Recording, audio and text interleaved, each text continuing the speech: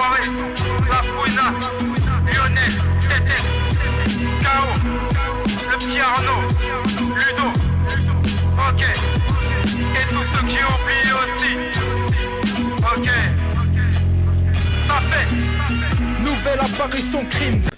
Et bonjour à tous, messieurs, dames, bien le bonjour, 16h45 pétante, il est l'heure du premier Juste Bistrot de la semaine. Nous sommes mardi, ça n'a aucun sens, le dernier de la semaine c'est demain, enfin vraiment ça n'a évidemment aucun sens, tout ça pour d'excellentes raisons, mais ce soir on est là, on est ensemble, on a plein de choses à se dire évidemment les amis, on va prendre le temps de papoter, de décortiquer tout ça, au moment où on parle ça n'arrête pas, c'est le Juste Bistrot, vous l'aurez noté, le poil est dru, ça n'a officiellement plus aucun sens, j'ai démonté ma tondeuse ce matin, vraiment...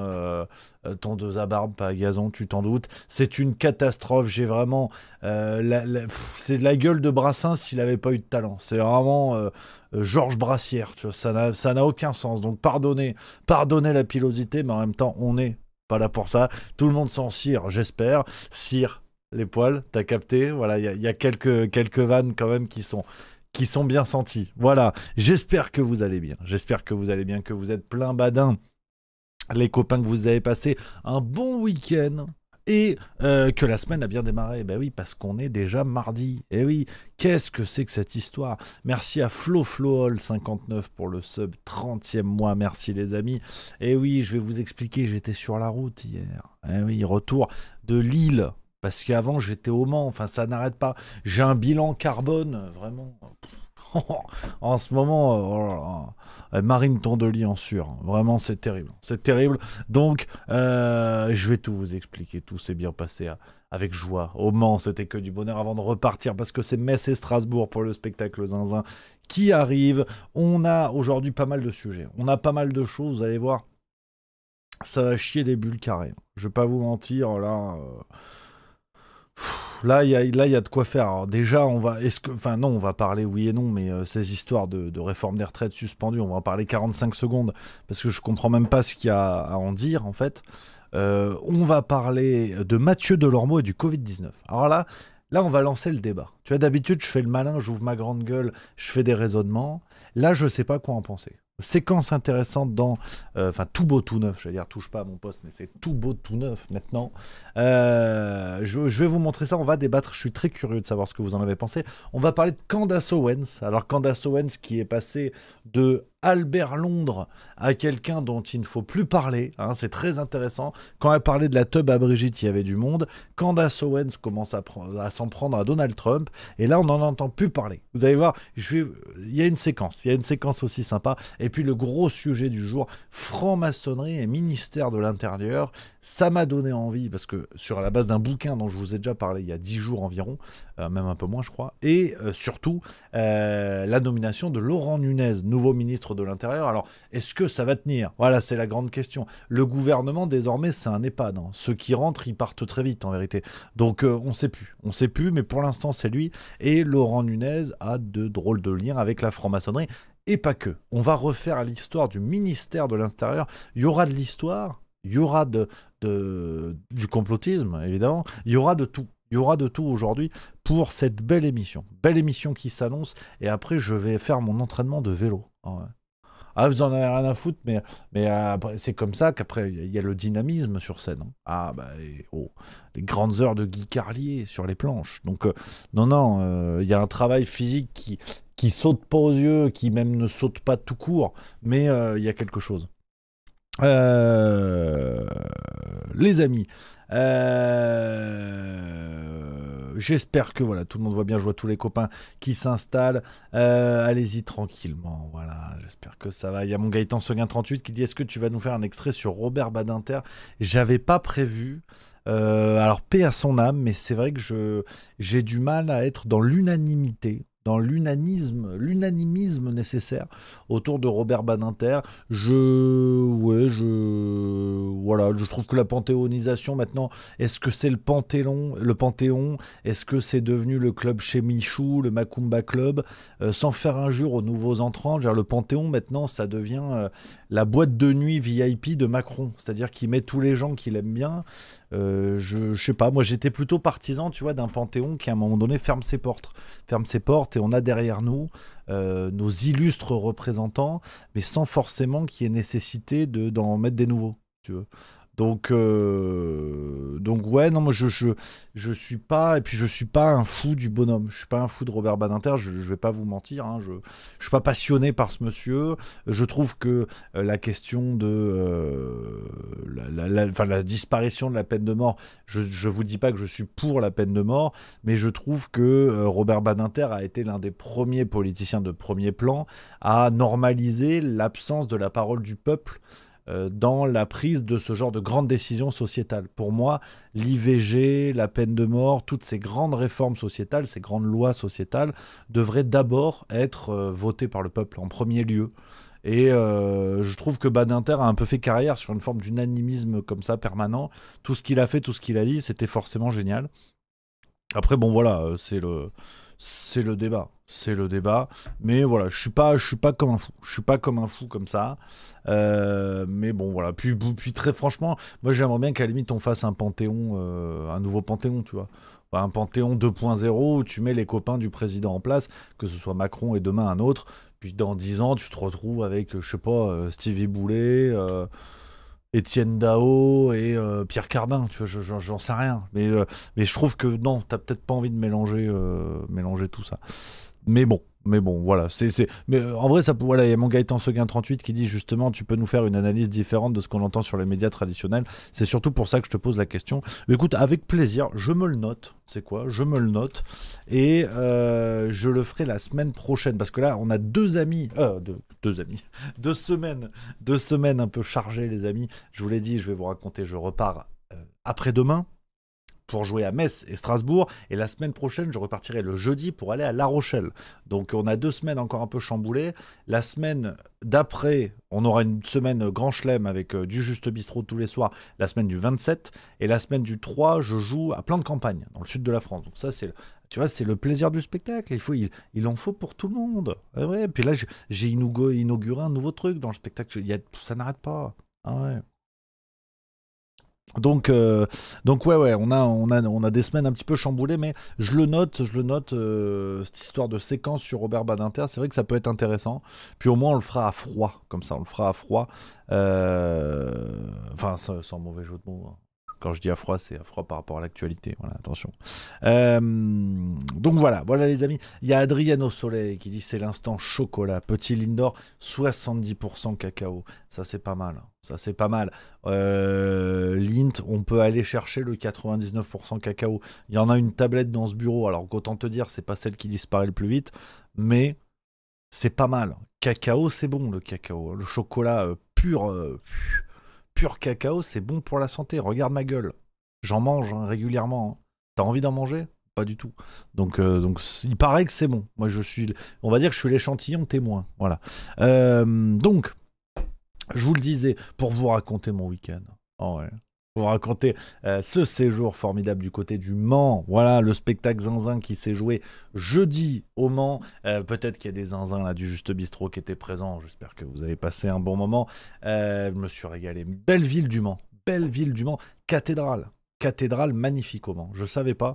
Vraiment cathédrale magnifique. C'était sympa comme tout. Le quartier des...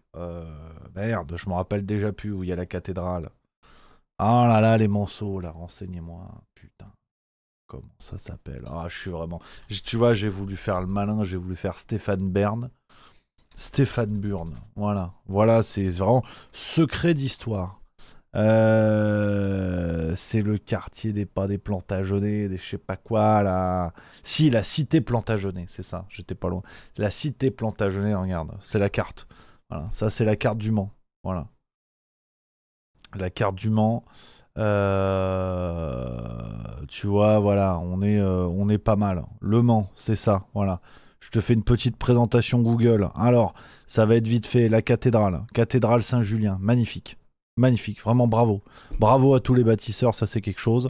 Le cinéma Pâté, bon. Place des Jacobins, c'est sympa. Tout le quartier là, c'est magnifique. Hein. Tout le quartier. Là, t'as des fortifications romaines. Les Romains sont allés jusqu'au Mans. Voilà. Qu'est-ce qu'ils avaient à y foutre, je sais pas, mais ils sont allés jusque-là. Et là, tu vois, tu as une enceinte romaine, alors qui n'a rien à voir avec une femme italienne en gestation. C'est une fortification romaine, tu vois, ça ressemble à ça. Voilà. Donc il y a de l'histoire au Mans, il y a de l'histoire. Il y a des rillettes et il y a de l'histoire.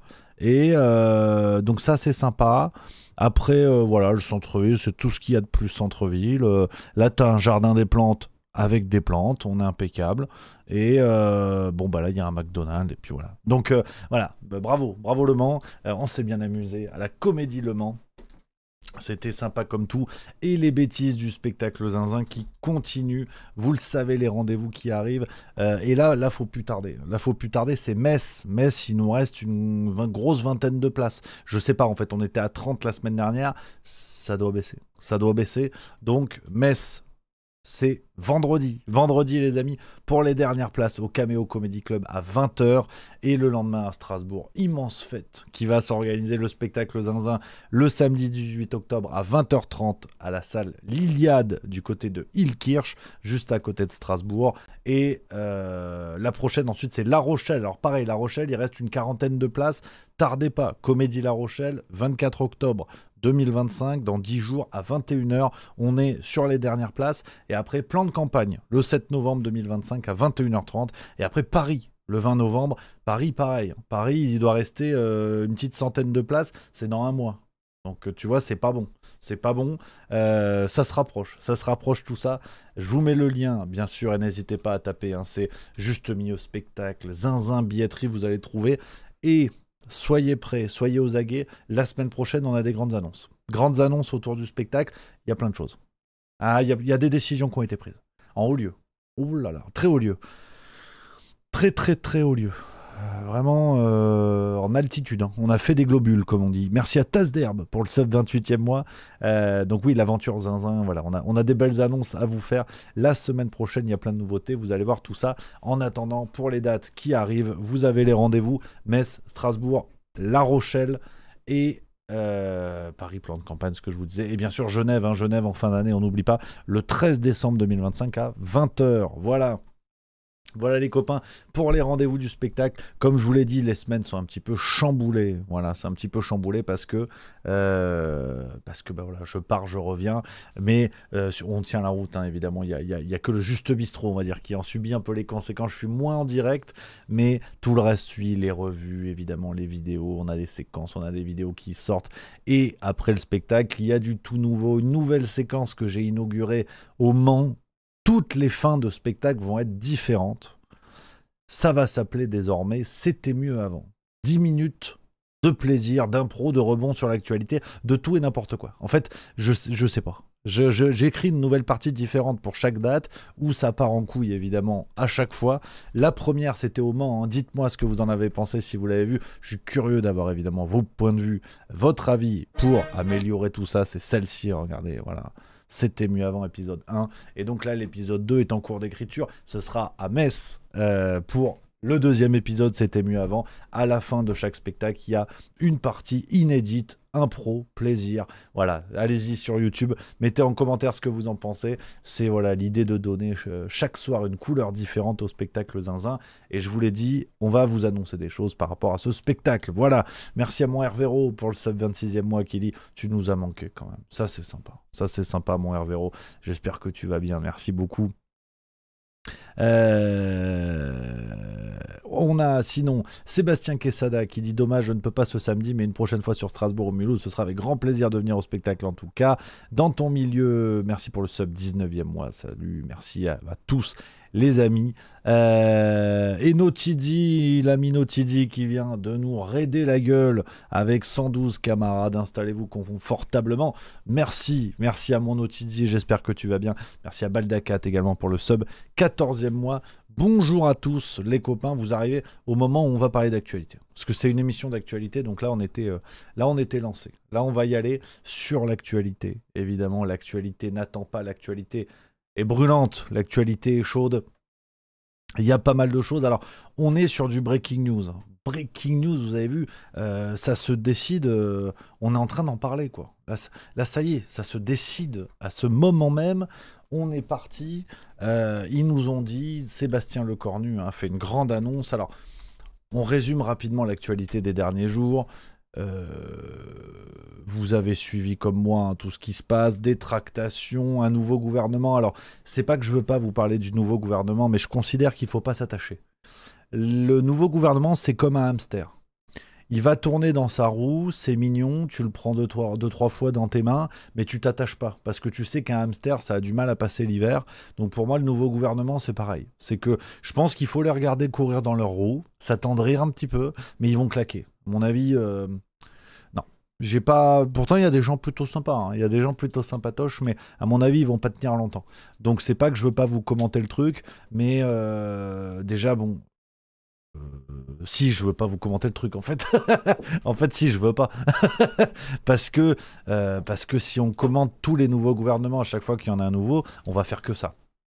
Donc je maintiens ma position sur ce que je vous ai dit la semaine dernière les amis, c'est-à-dire que je pense qu'aujourd'hui le véritable danger c'est de sombrer dans le commentaire pour le commentaire et de subir on va dire le rythme qui est donné par Emmanuel Macron, un rythme où il est seul maître à bord, il gagne du temps, les écrans de fumée se multiplient, et nous, citoyens, nous, commentateurs, nous, youtubeurs, nous, ce que vous voulez, nous n'avons plus d'autre choix que de se mettre au diapason, de commenter leurs conneries jour après jour, pour tenter de faire croire que tout ça est bien sérieux. Donc, moi, très sincèrement, je n'y crois pas. Merci à mon Ichigo Bankai pour le subprime 30e mois. Je n'y crois pas et je n'ai pas envie de me soumettre au rythme donné par Jupiter. Je pense, comme je vous l'ai dit dans cette vidéo, hein, donc qui date d'il y a une semaine maintenant, pourquoi Macron a gagné. Alors, j'ai pris une heure à développer tout le bordel. Une fois de plus, c'est mon point de vue. Je pars du principe que vous êtes au courant des bêtises que j'ai pu dire dans cette vidéo. Et je pars du principe que tout ce qui se passe aujourd'hui est une reconfiguration de notre système politique en vue de 2027. On va en parler demain. Demain, on en reparlera un petit peu sous un autre angle. Mais toutes ces conneries de dissolution, nouveau gouvernement, nouveau Premier ministre, c'est un gain de temps direction 2027. On voit ce qui prime en coulisses, même pas en coulisses d'ailleurs, ce qui prime, ce sont les arrangements, ce sont les compromissions, ce sont les accords. Il suffit de voir par exemple le Parti Socialiste. Olivier Faure, il y a 2 jours, nous disait qu'il n'y avait pas d'accord avec la Macronie. Et là, Sébastien Lecornu te dit que ça y est, ils vont suspendre la réforme des retraites. Et le PS te dit, ben non, on va pas censurer du coup, vu que la réforme est suspendue. Donc tout ça, c'est du gain de temps. En tout cas, je ne parviens pas à comprendre en quoi la suspension de la réforme des retraites est intéressante à quelque chose. C'est-à-dire que quand on vous met une baffe dans la gueule, tu te satisfais pas si la baffe prend plus de temps que prévu à arriver. C'est-à-dire, bon, bah, tu vas prendre une baffe dans la gueule. Donc là, on nous dit, ok, on va vous la mettre à l'envers, mais juste pas tout de suite. D'accord. Du coup, pourquoi s'en réjouir? Parce qu'à un moment donné, on l'aura dans l'oignon. Donc, je ne comprends pas. Je ne comprends pas la logique. Merci à mon Jérôme, 010277 pour le sub 25e mois. J'espère que tu vas bien, mon Jérôme. Et merci à Gregs, 45 également pour le subprime 2e mois. Donc, je pense sincèrement que tout ça n'est que pure magouille en attendant la grande reconfiguration du système. Comme je vous l'ai dit, c'est ma petite théorie que je développe en ce moment, c'est-à-dire que ce système-là est défaillant, le système de la 5e République, composé par ses partis historiques, Parti Socialiste, Rassemblement National, les Républicains et Macronie, qui est à la fois un parti historique, à la fois un parti assez nouveau, et je commence à être assez persuadé, alors on verra si le futur me donne raison, mais je commence à être assez persuadé que tous ces partis-là vont dégager avec la 5e République et que 2027 sera l'occasion d'une grande reconfiguration, comme on dit en anglais, Great Reset, qui nous permettra de voir sur la scène s'installer des partis et des personnages comme Knafo, Glucksmann, Boimran, Louis Sarkozy, que des gens qui sont déjà là, en vérité, qu'on commence à mettre dans les esprits, et des gens qui, tous, donneront l'illusion de la solution, l'illusion de l'alternance, l'illusion du coup de balai fait à ce système ancien, devenu poussiéreux. Et donc, je pense que les partis bébé Macron sont en train de se mettre en place. Reconquête, place publique, ce sera ce que prépare Ruffin, par exemple, dans l'ombre de la France insoumise. Tous ces partis-là sont en train de se mettre en place. Et en 2027, on aura, je pense, une sorte d'immense feu d'artifice qui va tous nous éblouir, où on va nous dire, ça y est, c'est fini, on dégage les tricheurs, on dégage le monde d'avant, là, on va de plein pied dans le monde d'après. Et l'illusion de la solution, pour moi, n'est que le moyen qu'a trouvé le système en place pour se perpétuer, pour se reproduire, d'où des personnages comme Glucksmann, Knafo et compagnie. Donc, merci à Muriel MRL pour le subprime 8e mois. Donc, je pense que, si vous voulez, ce qui se passe autour de la réforme des retraites est l'illustration de ça. C'est-à-dire que c'est n'importe quoi, mais tous les jours. C'est n'importe quoi avec l'illusion de la cohérence. C'est-à-dire, si vous mettez tout à plat, on est dans une république bananière, où la politique est gérée par des tarés, et je pèse mes mots. C'est-à-dire qu'aujourd'hui, vous avez des gens qui officiellement disent que Macron est taré. Mais en attendant, il est toujours en poste. Vous prenez chez nos amis malgaches, vous avez le président avec il y a eu une sorte de coup d'État une sorte de coup d'État militaire. En tout cas, le peuple s'est rangé du côté des militaires, ou vice-versa. Le président malgache a dégagé. Bon, il a pris le temps de dissoudre l'Assemblée nationale, quand même, faut pas déconner. Il a dégagé, d'ailleurs, paraît-il qu'il a dégagé grâce à un avion militaire français. Il y aurait une complicité française dans cette affaire-là. Bon, bah, le mec a dégagé. Parce qu'on lui reproche de la corruption, on lui reproche des affaires pas terribles, des affaires qui font que les politiciens dégagent. En France, vous avez des médias, vous avez des proches d'Emmanuel Macron qui vous disent que le mec est taré, et il est toujours en poste. Donc, je signe et persiste sur le fait que dans une démocratie saine où les partis d'opposition portent bien leur nom, vous avez des têtes d'affiche des partis d'opposition qui disent, voilà, nous, là, pause, on va mettre de côté nos désaccords, on va mettre de côté la bagarre politique, on va destituer Macron parce qu'il est taré, et que tout le monde est d'accord là-dessus, et une fois que le mec a été dégagé, on va reprendre le jeu politique.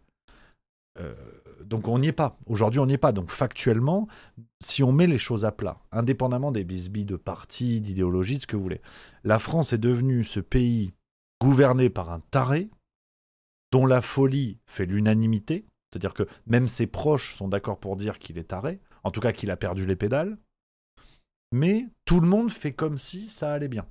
Donc, c'est-à-dire que l'Assemblée nationale, nos instances politiques, la vie politique française est devenue ce grand goûter d'anniversaire où Emmanuel, 8 ans, pense qu'il est un cow-boy et tout le monde autour de lui fait croire qu'il est un cow-boy. Oui, Buffalo Bill, absolument. Voilà, absolument. Tu veux continuer avec ton Colt, c'est celui de ta prof de français. Donc, on en est là.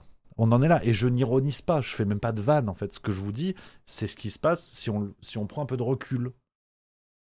Et donc, ces histoires de réforme des retraites, je considère très franchement que c'est même plus que de la poudre aux yeux. C'est-à-dire que c'est la démonstration que nos politiciens nous pissent à l'arrêt, autrement formulé. Parce que la réforme des retraites, je vous rappelle que elle était indispensable. Il fallait économiser 13 milliards d'ici 2030. C'était indispensable, sinon la France allait exploser. Ce qui, sur le plan d'ailleurs astronomique, n'était pas possible. Hein. On ne pensait pas qu'un pays pouvait exploser. Ben, ils nous ont dit si on ne fait pas la réforme, il y aura un Big Bang au niveau de l'île-et-Vilaine, il me semble. Il y aura Big Bang qui va faire que la France va exploser. Et on va devenir une sorte de grands parkings, de zones commerciales. Donc on a fait la réforme parce que sinon on avait les 7 plaies d'Égypte qui allaient nous tomber sur le coin de la gueule. Bon, alors maintenant ils nous expliquent non, mais alors la réforme elle est importante, mais on peut la suspendre. Hein. Attention. Voilà, non, mais quand on vous disait que c'était important, ça dépend. S'il y a un feu social à éteindre, on peut la suspendre, vous inquiétez pas. Donc c'est ce qu'ils sont en train de nous faire. C'est ce qu'ils seront en train de nous faire. Alors, c'est pour ça, je ne veux pas jouer au plus malin et à chaque fois vous dire, j'essaie de prendre du recul et commenter les événements avec des angles différents. Mais je me vois mal faire des émissions pour commenter en temps réel leurs conneries. Parce que sinon, on ne fait plus que ça. On ne fait plus que ça. Sur un truc où tout le monde est d'accord pour dire que c'est n'importe quoi. Donc, chercher du sens à la folie, c'est peut-être une définition de la folie. C'est-à-dire, comme disait Einstein, la folie, c'est répéter plusieurs fois la même chose en s'attendant à un résultat différent. Donc, merci à 20K91 pour le sub 31e mois, j'espère que tu vas bien. Donc, si vous voulez, moi c'est ça qui m'inquiète le plus, c'est que même du côté des commentateurs, même du côté des médias, on s'est tous mis au diapason, enfin il faudrait que nous nous mettions au diapason, à considérer que ces gens-là sont tarés, mais à chercher du sens dans leurs actions. Et s'ils ne sont pas tarés comme l'est Emmanuel Macron, vous avez des partis d'opposition qui font tout pour gratter tout ce qu'ils peuvent en attendant la chute finale. Ce que je vous disais à l'horizon de 2027, et ce que je suppose, comme dit, c'est une hypothèse, hein, ce grand éclatement de la Ve République. Donc, vous avez des tarés et des opportunistes.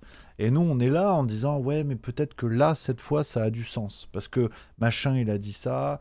Marine Le Pen, elle a quitté l'Assemblée pendant que Laurent Wauquiez y parlait. Oui, non, mais d'accord, mais en fait, vous êtes en train de commenter un spectacle qui est celui d'un asile. Donc vous en avez un qui se prend pour une licorne, il y en a un qui se prend pour une mouette, il y en a un, il mange son caca. Oui, alors peut-être qu'il y a une forme de cohérence entre la mouette et le caca, mais bon, ça reste un asile, si tu veux. Donc voilà, j'ai pas envie, si vous voulez, de commenter tous les jours des gens qui mangent leur caca. Je préfère essayer de vous proposer d'autres angles d'analyse, dont celui-là, qui est de dire fuyez comme la peste les analyses au jour le jour, parce que commenter l'action de tarés et d'opportunistes, c'est se mettre à leur niveau. Chercher du sens dans leurs conneries, c'est se mettre à leur niveau. Donc je pense qu'il est préférable de prendre ce recul et de mettre les choses à plat. Et de dire, si nous sommes tous d'accord pour dire que ces gens-là sont tarés, bon ben dans ce cas-là, qu'est-ce qu'on fait ? Qu'est-ce qu'on peut véritablement faire ? Donc à partir de là, je vous l'ai dit, moi je suis plutôt persuadé que ce qui arrive, c'est la fin de la Ve République dans un dernier numéro, la Grande Bleue, comme on dit dans le monde des feux d'artifice, avec ce que je vous dis, donc ce grand remplacement, les partis bébé Macron qui vont débouler. Et à partir de là, au moins les choses seront claires. C'est-à-dire que ce que je trouve intéressant, parce que c'est vrai que pour aller du côté de la solution, parfois il y a ce commentaire qui vient de dire c'est bien beau de dénoncer leurs conneries, mais on fait quoi ? Je pense que déjà la première étape du on fait quoi, c'est réussir à voir les choses pour ce qu'elles sont. Parce que estimer que la solution c'est Knafo, Glucksmann ou Édouard Philippe, bon, déjà on est mal engagé dans la solution, à mon avis. Donc je pense que le plus dur c'est de voir ce qu'on voit. En guise de solution, le plus dur, c'est déjà ça. Ensuite, c'est si on arrive à être à peu près lucide, de le rester en 2027. Parce que ça va être le puits du fou de l'enculerie politique. Vraiment, en 2027, à mon avis, on va manger. On va vraiment manger. Je pense sincèrement que Macron, c'est un hors-d'œuvre par rapport à ce qui nous attend. Mais ce qui va être intéressant, c'est que pour se maintenir, notre système médiatico-politique est obligé de fabriquer l'illusion de la solution. Ça, je vous l'ai dit déjà plusieurs fois. Du côté des médias, donc ces fameux médias alternatifs qui sont des chevaux de Troie, je vous en ai déjà parlé. Ces partis politiques qui poussent comme des champignons pour remplacer les partis historiques, qui existent encore. Et ce qui va être intéressant, c'est que dans cette fabrication de l'illusion de la solution, il va y avoir des partis qui seront des fausses solutions factuelles. Vous prenez par exemple des partis qui protègent la France chrétienne historique, tout ça, qui protègent la souveraineté de la France et qui veulent rester dans l'Union européenne. Évidemment que je pense à Reconquête, mais il y en a d'autres. Donc ce qui va être intéressant, c'est qu'au moins, dans le grand cirque qui va se dérouler, les choses seront claires. C'est-à-dire qu'on verra que le système médiatico-politique a fabriqué des solutions qui n'en sont pas à 100%, qui sont l'illusion de la solution. Et au moins, les choses seront encore plus claires qu'aujourd'hui. C'est ce que je trouve plutôt intéressant dans ce qui arrive. Mais je suis au contraire plutôt optimiste. Je vois Muriel MRL dans le chat qui dit « Merci pour ton optimisme Rémi en 2027. Trop sympa, tu remontes trop le moral. » Mais au contraire, je pense que c'est l'optimisme de la lucidité. C'est-à-dire que en 2027, si on a des gens qui arrivent en disant « Moi, ce que je veux, c'est protéger la souveraineté de la France et on va faire ça en restant dans l'Union européenne », tout le monde pourra voir que c'est une escroquerie. Au moins, l'illusion de l'action ne va pas durer longtemps. Parce que cette illusion du changement, cette illusion de la solution, ils nous l'ont faite avec Macron. Rappelez-vous, quand ils nous ont vendu Macron, c'était le jeune dynamique qui va tout réussir, c'est fini le monde d'avant, place à la Startup Nation, il va réussir plein de trucs. Bon, bah, on a mis quand même quelques temps à comprendre que c'était une escroquerie. Là, au moins, ce qui est intéressant, c'est que ça va être tout de suite factuel. Si on te dit Glucksmann, c'est le nouvel héritage de la gauche, bon, bah, la dernière fois que Glucksmann, il a vu un bleu de travail, c'était sur Netflix. Bon, bah voilà, c'est réglé. Si on nous dit que Knafo, c'est le souverainisme, et que la meuf te dit, moi, je suis souverainiste au sein de l'Union européenne, bon, bah voilà, c'est réglé. Leur escroquerie ne durera pas longtemps. Donc, je trouve qu'il y a de l'optimisme dans la clairvoyance, d'une certaine manière. L'optimisme du réel. C'est-à-dire qu'ils ne pourront pas nous entuber. Si on reste lucide, qu'on ne cède pas devant la propagande qui se met en place aujourd'hui, on aura l'optimisme de la clairvoyance. Et ça, je pense que c'est une bonne chose. Parce que l'optimisme trop immédiat d'une solution qui n'existe pas, ça sert à rien. Parce que tu vas être optimiste un certain temps, et après tu vas comprendre que tu t'es fait avoir. Donc, au contraire, je trouve que c'est une excellente chose de voir que... ouais, effectivement, c'est cette phrase de Gramsci que j'aime bien, c'était... attends, c'était quoi? C'est l'optimisme optimisme par la volonté. Attends, je suis pessimiste. Oui, la pessimiste par l'intelligence, mais optimiste par la volonté. Et c'est vraiment cette phrase-là. Je vous ferai une vidéo bientôt d'ailleurs sur Gramsci, parce que c'est je vous l'ai dit, donc un penseur communiste qui a été enfermé en Italie dans les années 30, et son travail est terriblement d'actualité sur les notions d'hégémonie culturelle, sur cette phrase de pessimisme par l'intelligence, optimisme par la volonté. Je vous préparerai une vidéo bientôt, parce qu'il y a des choses passionnantes à aller chercher chez ce monsieur. On fera ça dans quelques temps. Et donc voilà, au contraire, je pense que ce qui arrive devant nous est très intéressant, parce que le système devient grossier dans ses manipulations, dans sa propagande. Et donc, pour revenir là-dessus et finir là-dessus, pour enchaîner, on voit que tout ça devient du cirque, en fait. Ils n'arrivent même plus à occuper les gens. Ces histoires de gouvernement, ils s'en vont, ils reviennent. La réforme des retraites, fallait pas la faire. Ils la font, ils la suspendent en un claquement de doigts. Bref, vous avez compris l'idée.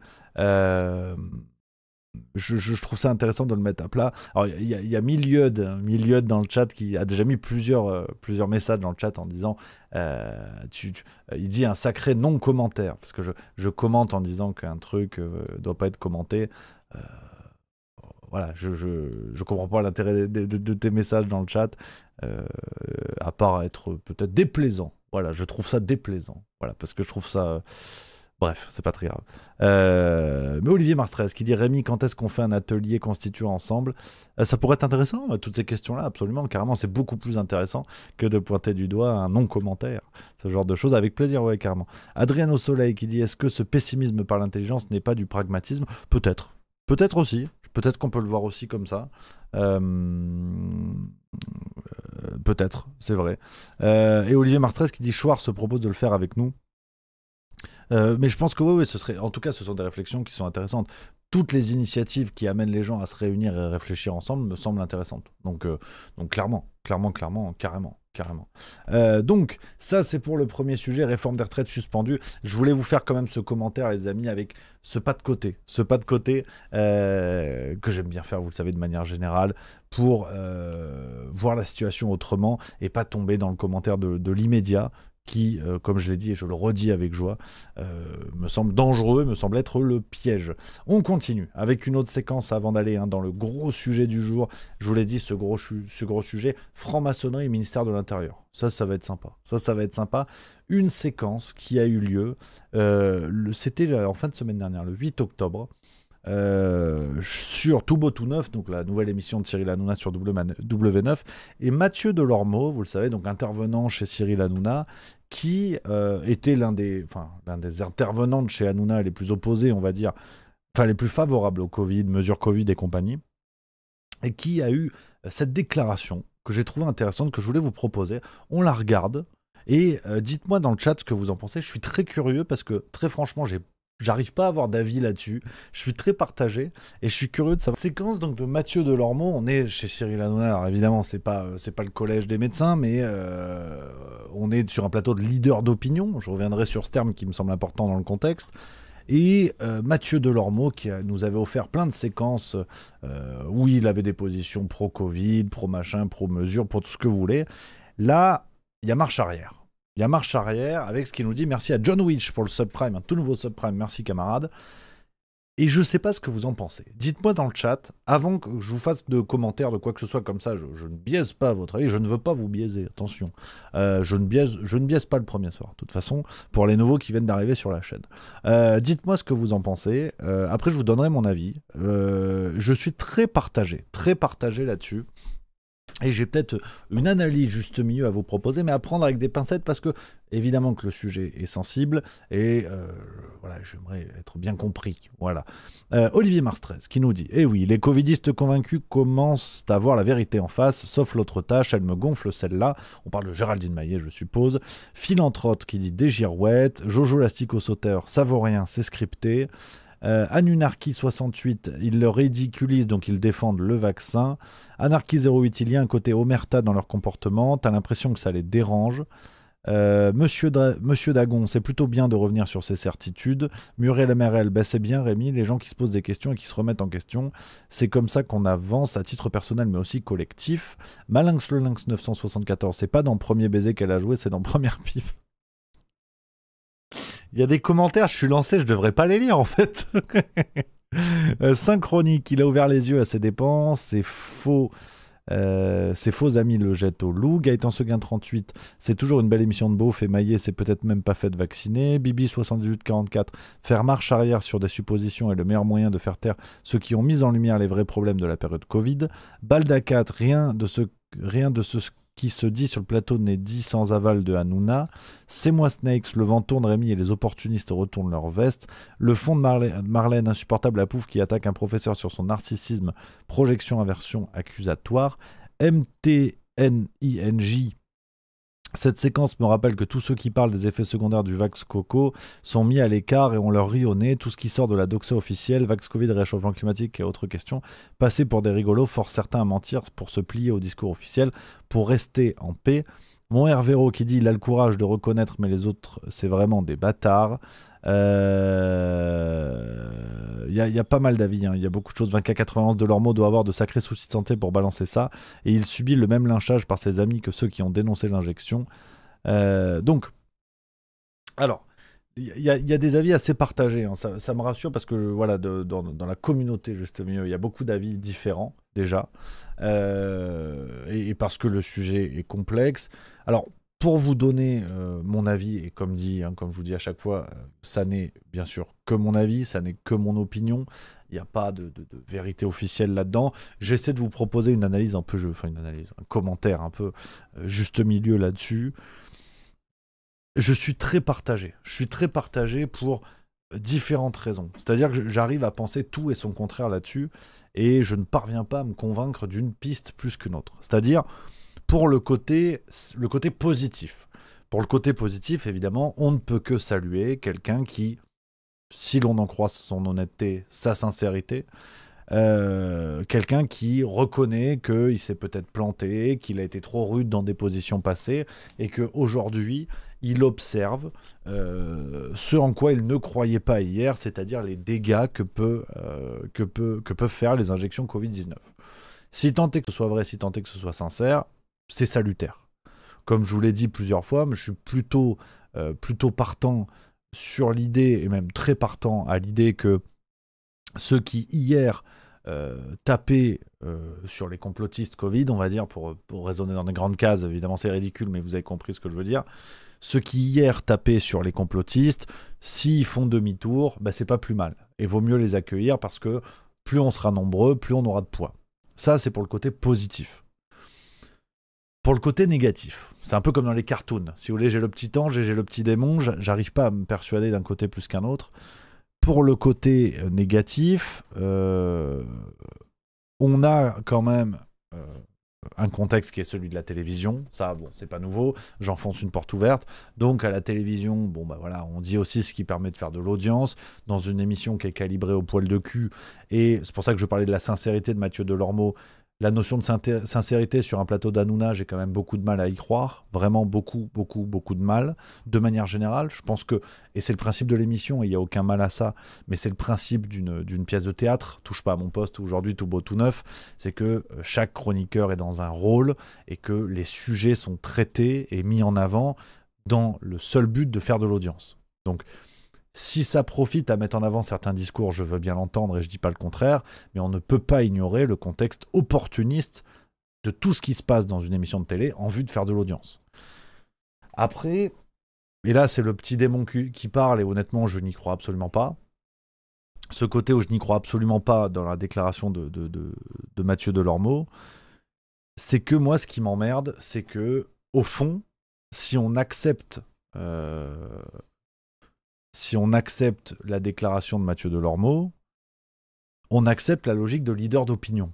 C'est-à-dire que pendant le Covid, les complotistes, dont je me fais partie, vous avez compris la grande case, les complotistes dénonçaient le fait que les messages dominants, que la vérité officielle soit imposée par des leaders d'opinion. C'est-à-dire journalistes, médecins de plateau, chroniqueurs à la con, tout ce que vous voulez, des gens qui ont accès à des médias, qui ont accès à la parole et qui disent ce qu'il faut penser. En gros, c'est le principe d'un leader d'opinion. Et pendant le Covid, moi en tout cas, je me rangeais du côté de ceux qui disaient sur une question sanitaire, sur une question sociétale, il ne peut pas y avoir de leader d'opinion. Il ne peut pas y avoir de gens qui vous disent vous avez le droit de penser ça, vous n'avez pas le droit de penser ça.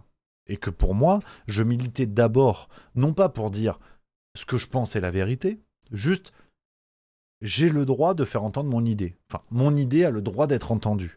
Il n'y a pas de vérité officielle, qui plus est en matière sanitaire.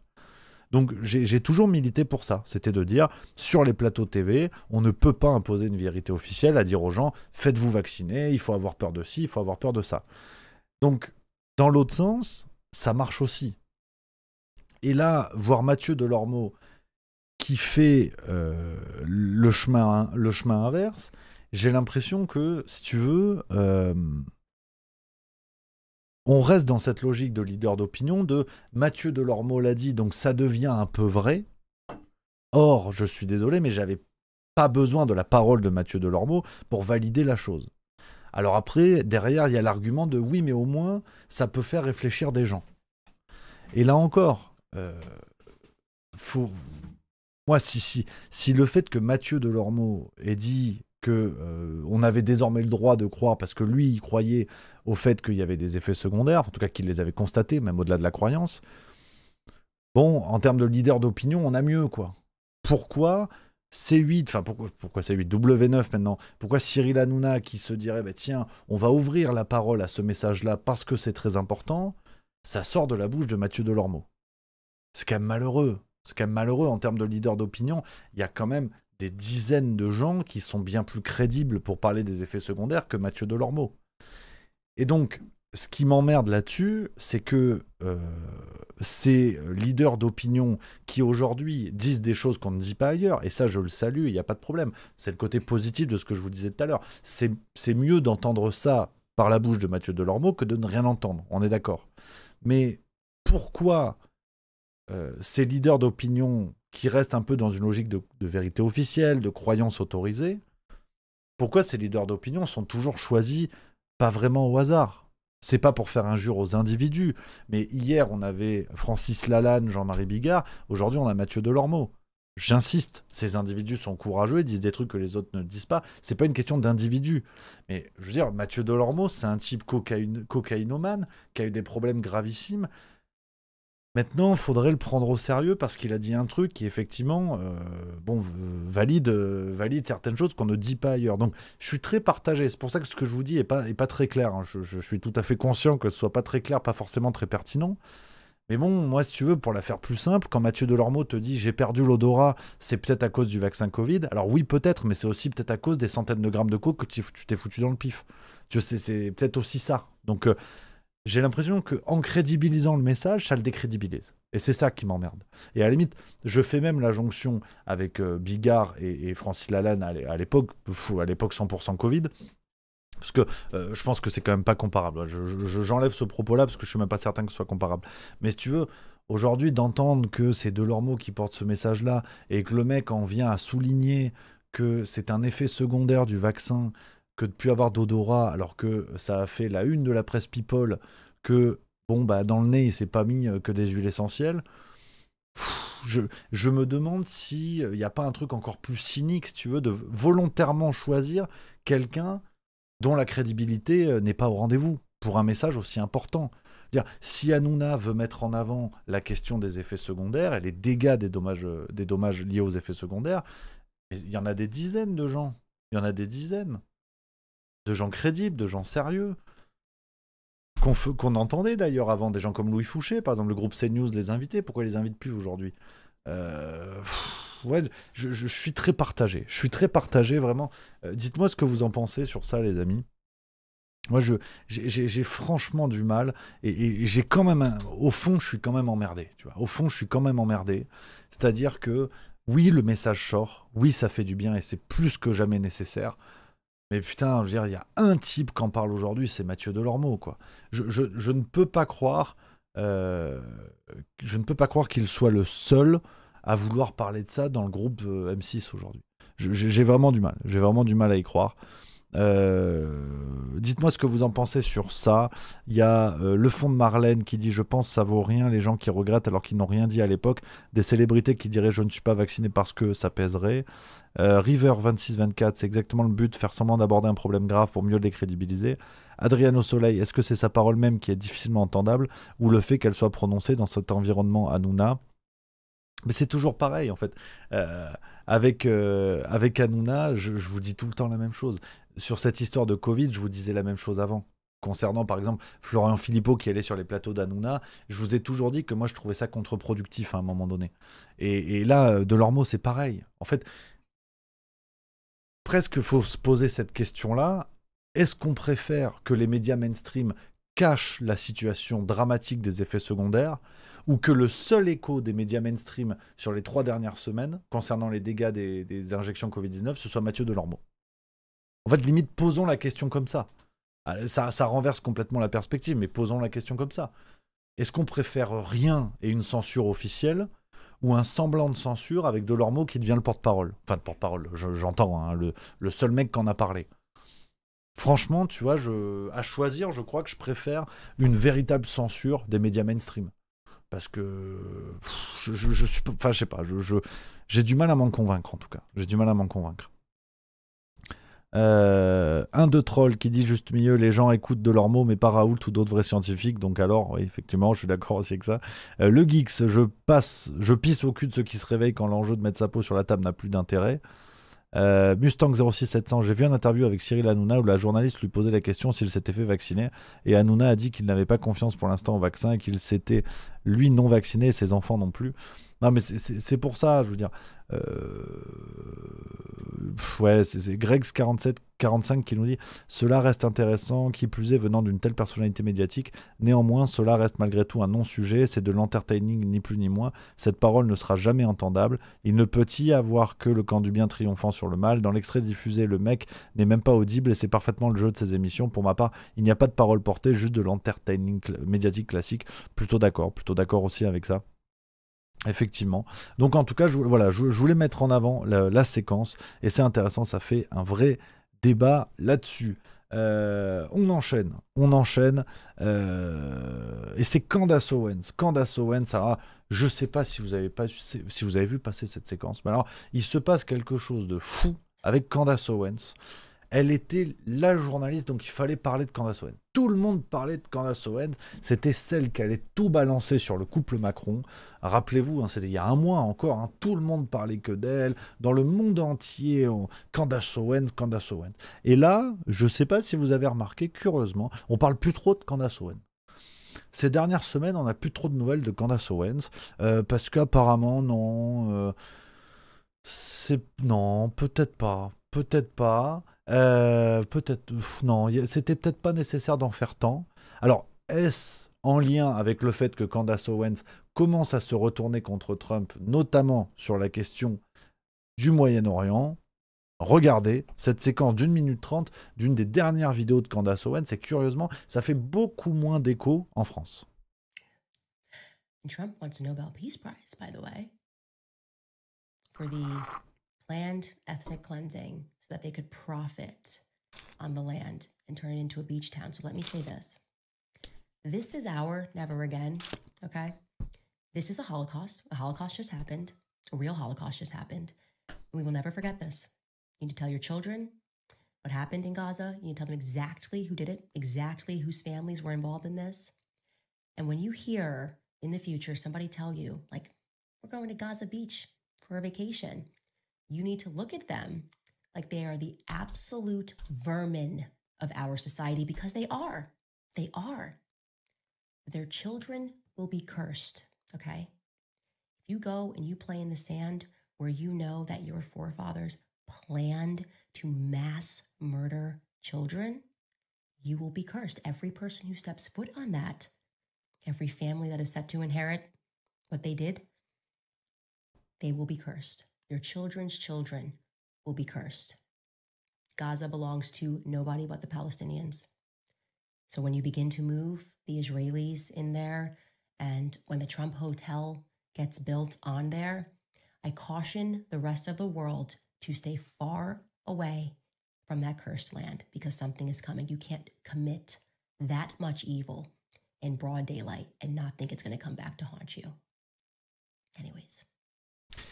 Voilà. Donc, je vous invite à regarder, à continuer de regarder les vidéos de Candace Owens parce que c'est vrai que quand elle nous relatait à peu près tout ce qu'on savait sur l'affaire Brigitte Macron, il y a eu quelques révélations en plus, mais je vous en avais parlé déjà à ce moment-là en disant c'est super, effectivement ça donne une portée internationale au scandale, donc c'est très bien comme ça, mais il n'y avait pas d'immenses révélations.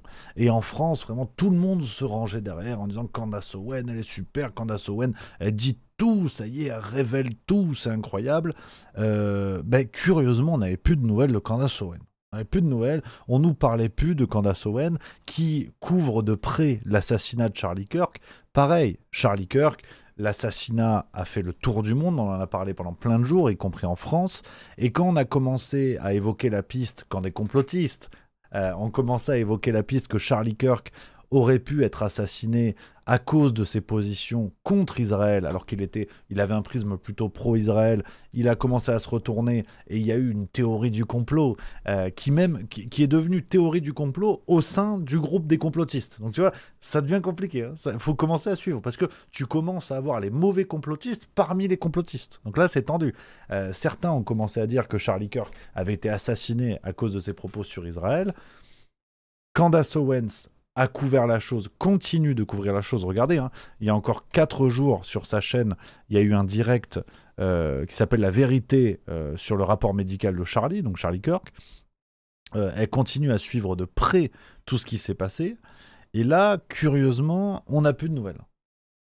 Là, apparemment, Candace Owens, c'était pas si bien que ça. Tant qu'elle parle de la tub à Madame Doubtfire, on est impeccable.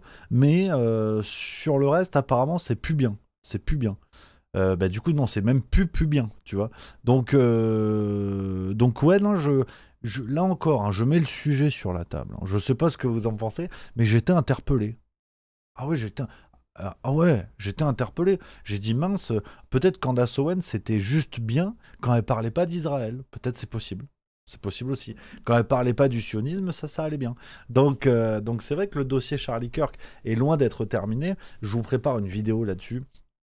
Sur un sujet, en gros, vous allez voir, je vous prépare un truc d'ici 2-3 semaines, parce qu'avec ces bêtises-là, je vais bouger pas mal, faut avoir le temps, j'ai plein d'idées, j'ai pas assez juste bistrot pour faire tout ça, mais je vous prépare un sujet sur comment Charlie Kirk, on va dire, inspire les médias français, on en reparlera dans quelques semaines, mais voilà, vraiment sujet intéressant, et je trouve que voilà, ce retournement autour de Candace Owens ne vient pas de nulle part. Je pense très clairement que Candace Owens était super tant que elle nous parlait pas trop d'Israël, et là il y a un véritable retournement, affaire à suivre, on en reparlera évidemment.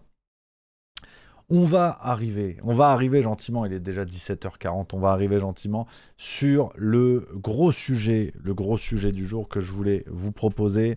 Ce sujet, un Nunez, Guéant, Collomb, des francs-maçons à l'intérieur. Le ministère de l'Intérieur serait-il le temple de la franc-maçonnerie, si j'ose dire? Alors, c'est un sujet évidemment musclé que je voulais vous proposer aujourd'hui. Sujet rude parce qu'on est chez Juste Milieu, vous le savez, j'aime bien aller confronté à ces sujets-là, un petit peu compliqués, sujets un petit peu interdits, pour en faire également des blagues. C'est avec les meilleurs sujets, les meilleures actualités qu'on fait les meilleures blagues. Donc aujourd'hui, on va scruter tout ça, et ce qui m'a mis la puce à l'oreille, c'est évidemment la nomination de Laurent Nunez, nouveau ministre de l'Intérieur. Alors attention, comme je disais tout à l'heure, les nouveaux ministres actuellement, il ne faut pas s'attacher. Je le redis, c'est comme les hamsters, il faut faire très attention, ça peut te claquer entre les doigts.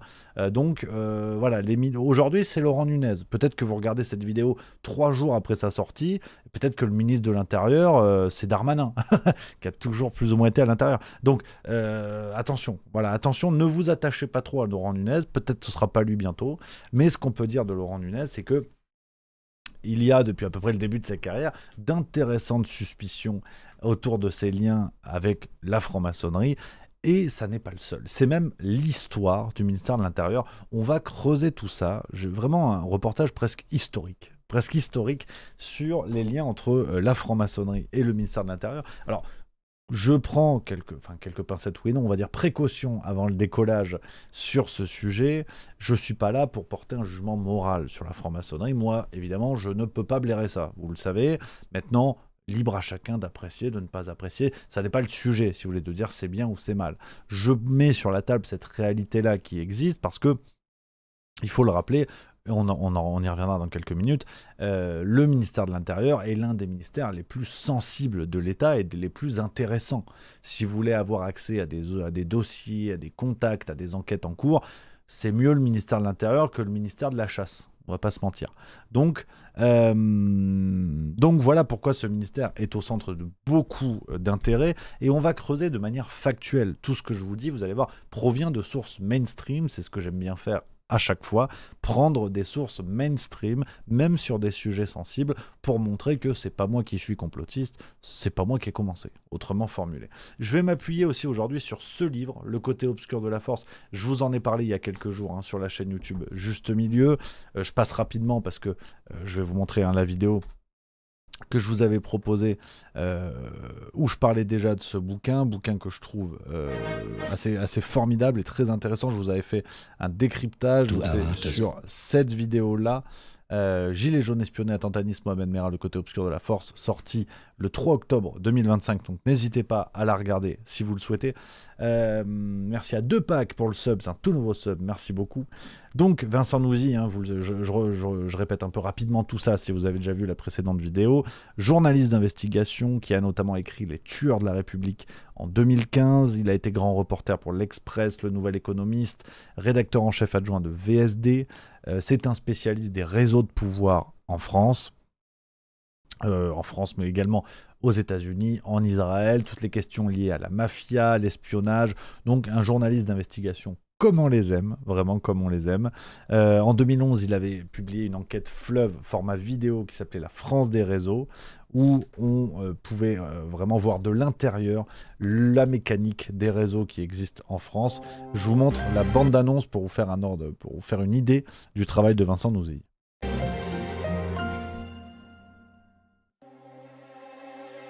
Mais non, mais je fais pas de l'influence, moi. Comment est-ce qu'on peut avoir une influence quand on n'a pas de prise de position? Quand on dit influence, on voit vite trafic d'influence, et ça, je déteste. Donc voilà quelque chose qui est extrêmement complexe comme réseau d'amitié. Si bien que je me demande si on peut parler de réseau. Réseau d'influence? Dans le sens péjoratif que vous supposez, non. Disons que dans ce petit domaine, peut-être j'ai exercé un temps une petite influence. Je crois qu'il ne faut pas connaître tout le monde, ça ne sert à rien. Il faut juste connaître les gens qu'il faut. Ça, c'est beaucoup plus difficile. On sous-estime les réseaux qui sont ceux des métiers du conseil. Les vieux réseaux reculent, la maçonnerie se maintient, les gays et les femmes progressent. C'est devenu un réseau d'influence et de solidarité. On aime se retrouver autour des cabris et des champs corses. L'inspection des finances est puissante, influente. Je ne sais pas si je suis un homme influent, mais en tout cas, nous avons de l'influence. On ne peut pas voir être une boîte à idées et se contenter de regarder passer les trains. Ça passe un peu par des actions de groupes de pression, de lobbying. On est suffisamment prêt pour espérer être influent. Cet homme a toujours été influent dans le dispositif entre la France et l'Afrique. Ça montre que le pouvoir peut changer en France.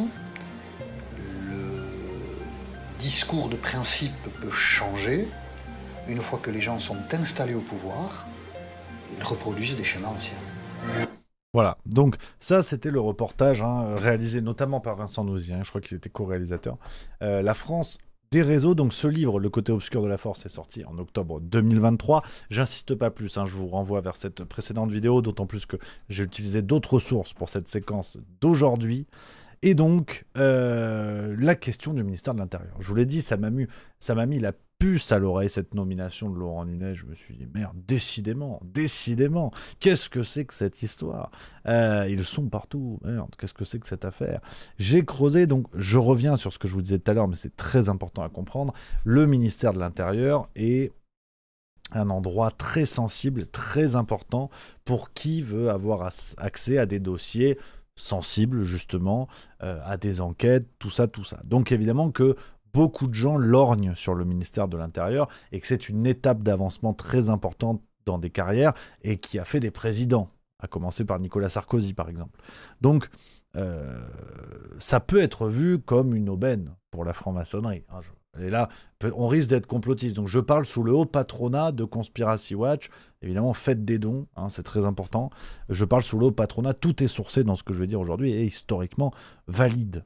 Parce que, en fait, ce ministère de l'Intérieur, et c'est Alain Bauer, franc-maçon notoire, qui le dit et qui est cité par Vincent Noisy toujours dans ce livre. Je mets en avant mes sources, hein, si jamais Rudi Reichstadt passe par là.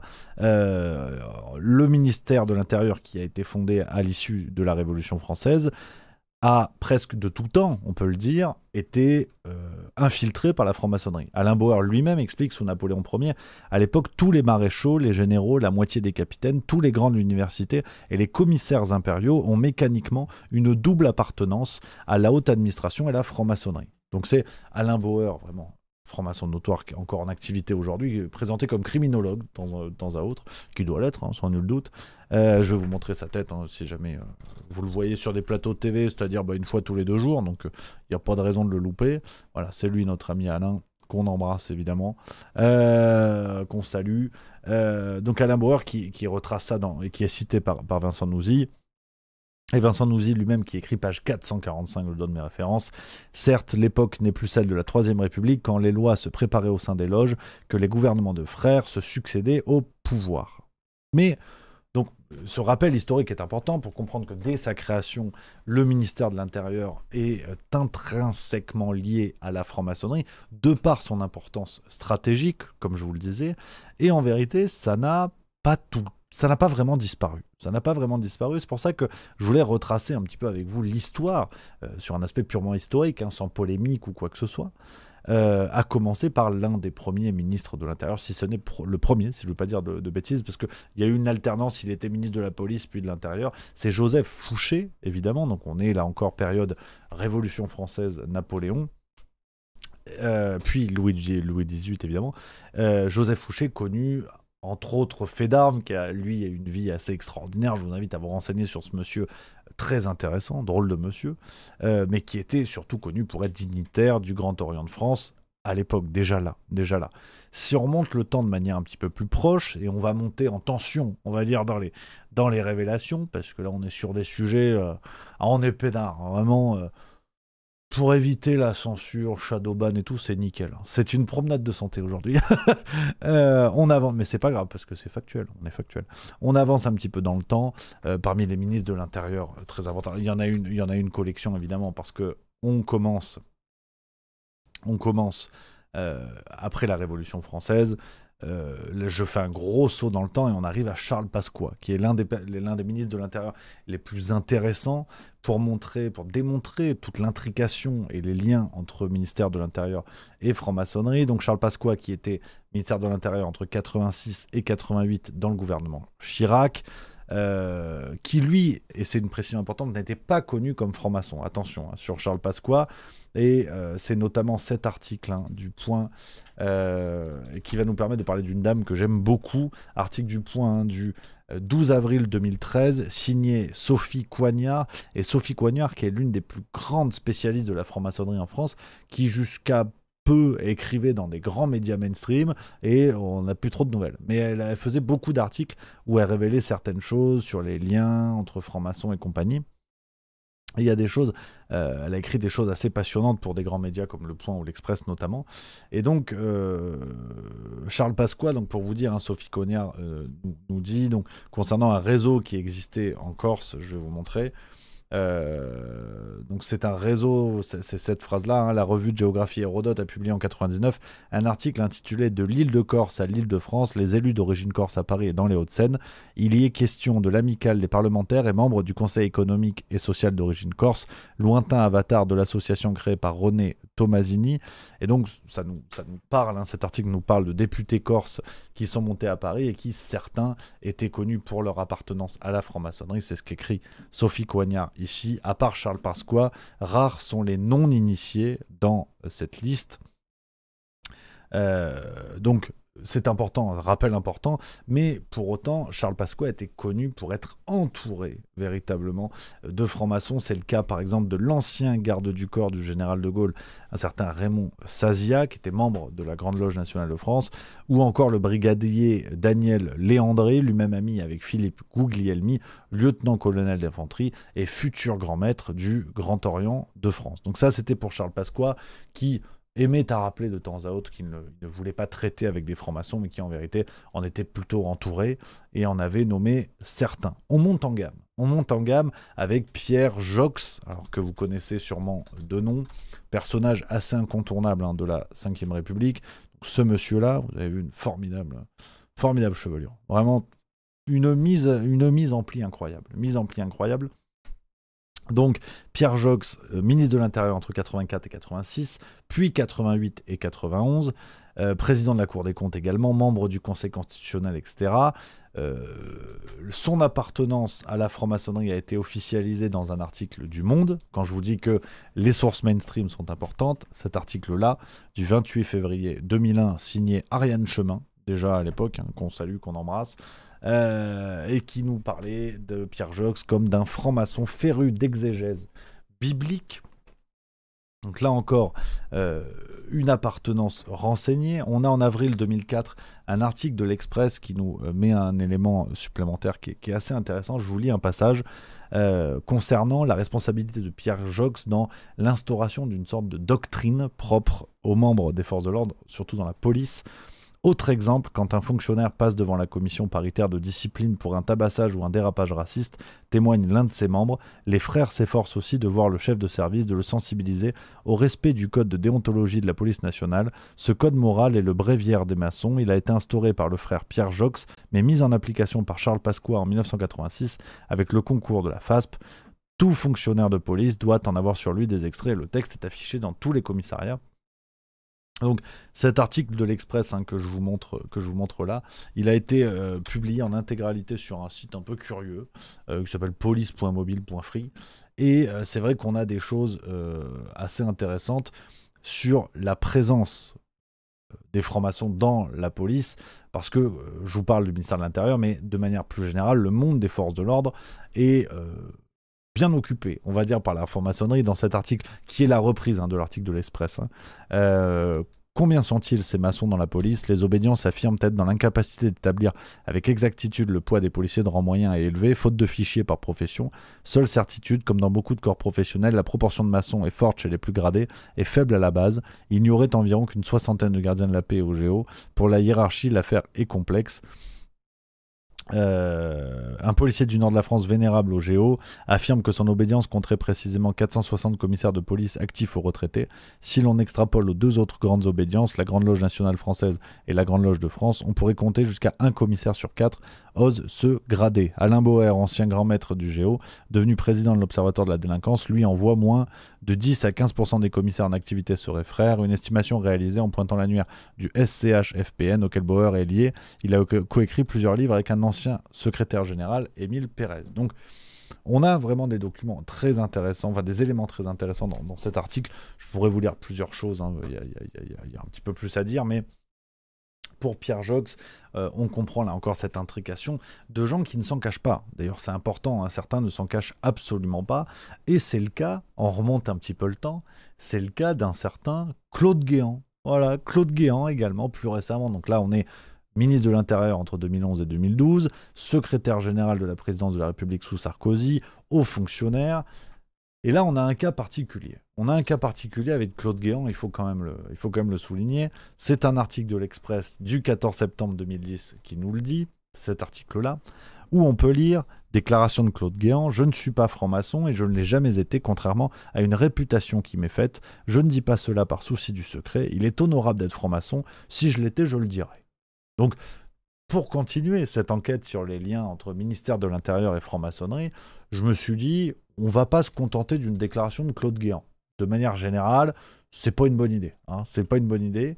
Je vous ai trouvé un autre article. Fois de plus, un autre article signé Sophie Coignard, quand je vous dis que c'est un personnage incontournable quand on veut comprendre un peu ce milieu-là, publié dans Le Point en janvier 2012, et vous avez un tableau qui est à peine croyable sur les différents réseaux autour des personnages politiques.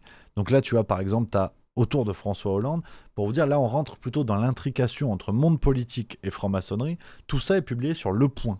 J'insiste là-dessus. Quand on me dit, oui, tu prends des sources mainstream, oui, mais regardez ce qu'on a. Regardez ce qu'on a quand on cherche un peu.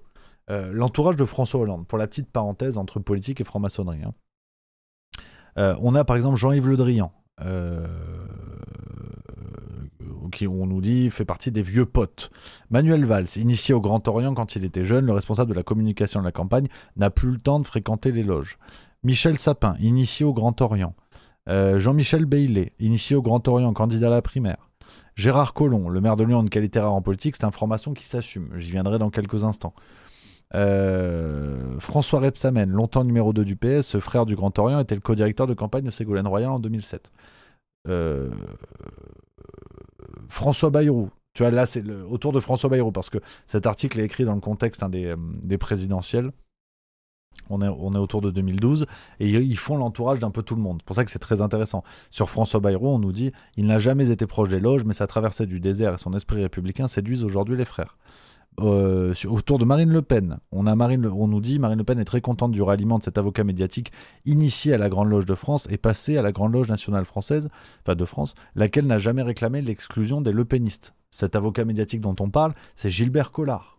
Voilà, si jamais Le Point nous donne des infos là-dessus. Jean-Luc Mélenchon, fils de maçon, le candidat du Front de gauche, arrosant le Grand Orient de France en 1983. Depuis, je me suis renseigné là-dessus, paraît-il qu'il aurait quitté. Il se serait fait virer, mais rien n'est très très clair sur ça.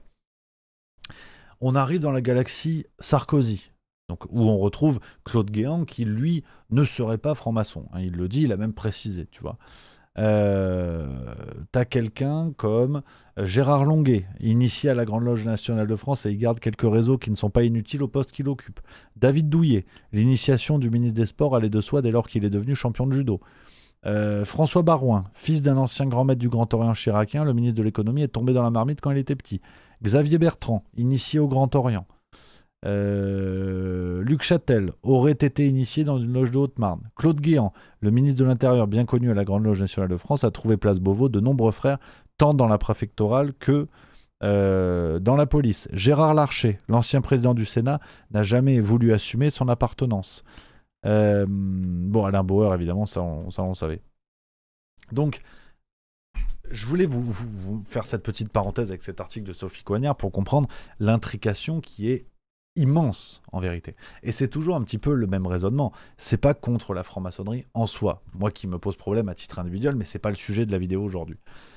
Mais si je prends n'importe quel exemple, on apprenait que des ministres, des politiciens avec une telle importance, comme on vient de le voir là, appartenaient à un culte religieux quel qu'il soit, ça poserait problème. Ça poserait vraiment problème.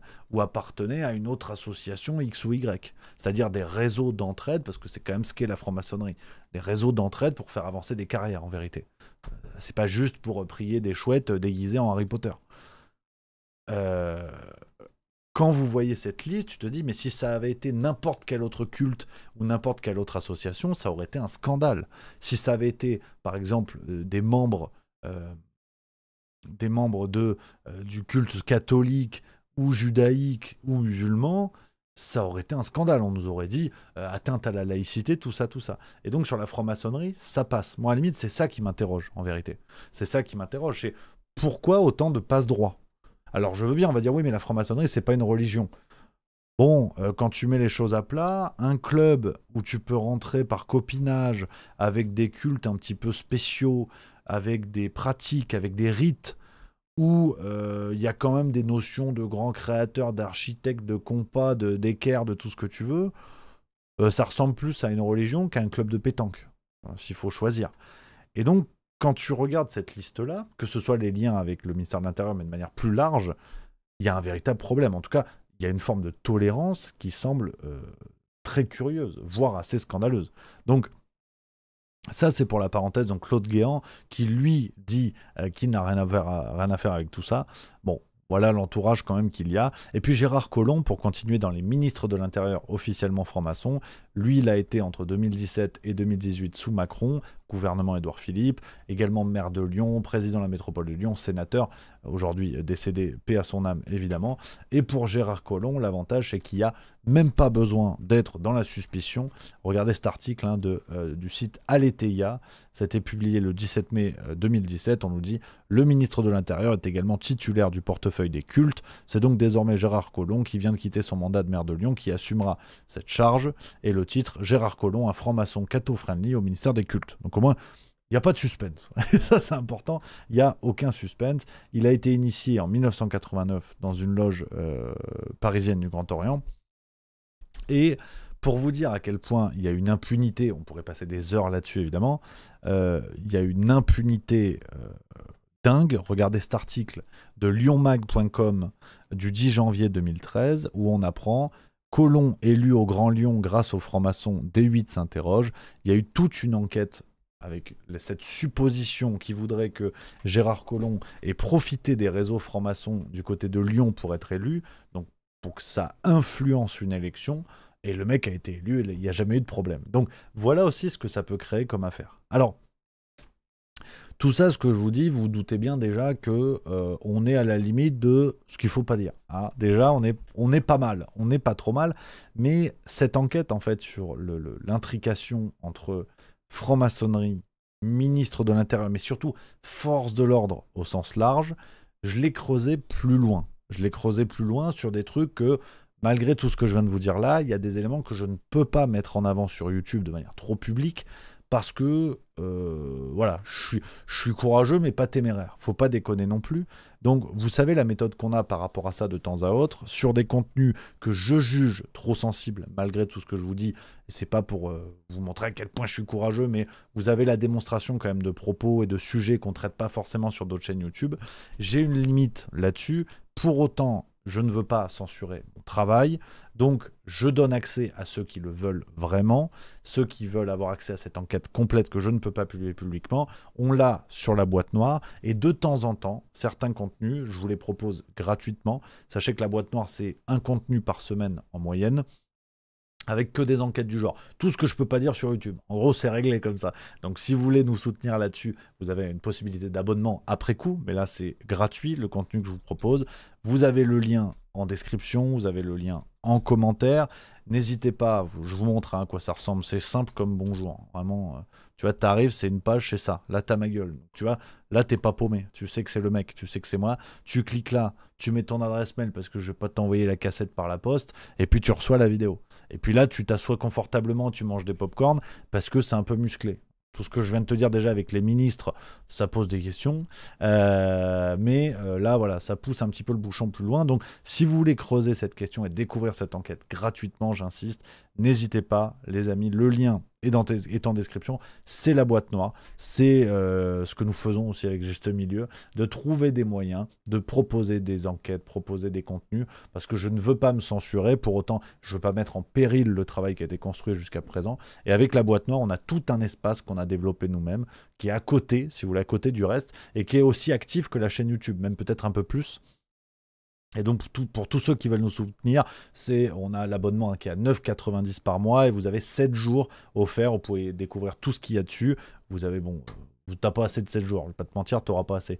Mais voilà, vous pouvez découvrir tout ça. L'idée, c'est d'avoir une sorte de chaîne YouTube parallèle parce que je ne veux pas m'interdire de parler de certains sujets. C'est aussi un moyen pour ceux qui le veulent de nous soutenir. À 9,90 par mois, comme je vous le disais.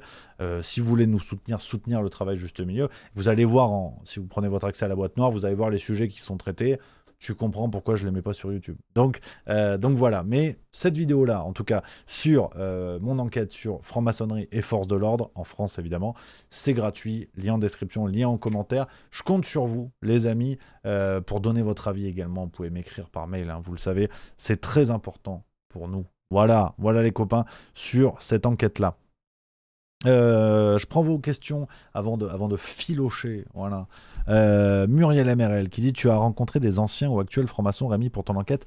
Aucun. Alors ça, par contre, ça me permet d'être très précis sur cette question-là. Je me tiens éloigné de la franc-maçonnerie comme de la peste. Déjà parce qu'on m'a jamais contacté, très honnêtement, et parce que ce serait la pire des compromissions. C'est-à-dire que autant l'histoire de la franc-maçonnerie m'intéresse, tu vois, mais comme globalement l'ésotérisme m'intéresse pas mal. Je trouve ça plutôt chouette, c'est lié à l'histoire, à tout ça, j'aime bien. Par contre, l'idée de me déguiser en Harry Potter pour aller prier une chouette en or, non. Ça m'intéresse pas. Enfin, j'ai une vision qui est peut-être binaire, hein, parce que ça m'est déjà arrivé. J'ai quelques francs-maçons qui m'ont écrit par mail de temps en temps en me disant: oui, non, mais en fait, Rémi, t'as pas compris. Moi, je suis franc-maçon, je peux t'expliquer. En fait, c'est pas ça la franc-maçonnerie. C'est jamais ça la franc-maçonnerie, tu vois. Je considère de manière peut-être un petit peu terre à terre qu'en gros, la franc-maçonnerie, soit ce sont des arrivistes qui utilisent ce genre de réseau pour avoir des avancements de carrière, soit ce sont des gens qui poursuivent des pratiques occultes en priant des grands architectes, des choses comme ça. Et autant je le respecte, autant c'est pas mon délire. Donc les deux positions m'interpellent, les deux positions m'inquiètent, si tu veux. Faire partie d'un groupe d'opportunistes un peu foufou, c'est pas ça qui m'intéresse. C'est pas ça qui m'intéresse. Donc non, véritablement, l'histoire me passionne, mais hors de question de quoi que ce soit, évidemment.